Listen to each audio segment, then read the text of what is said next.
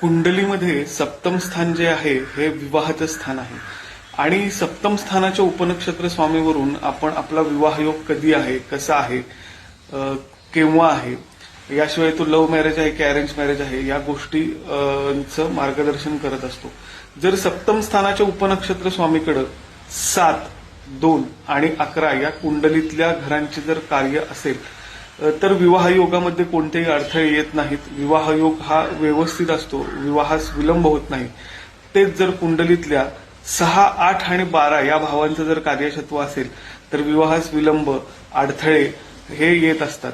जर तुमच्या सप्तम स्थानाचं उपनक्षत्र स्वामी शनी असेल तर हमखास तुमचा विवाह हा विलंबाने असणार आहे, कारण शनी हा मोस्ट स्लो मुव्हिंग प्लॅनेट आहे आणि तो त्याचे परिणाम त्याला जे आपल्या जीवनामध्ये रिझल्ट द्यायचे आहेत ते खूप उशिराने देत असतो.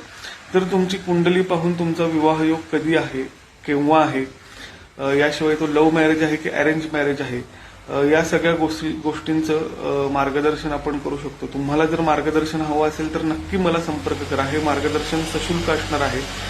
योग्य मार्गदर्शन मिळेल. उपासना, दोष निवारण या देखील गोष्टी तुम्हाला मार्गदर्शनामध्ये सांगितल्या जातील. श्री स्वामी समर्थ.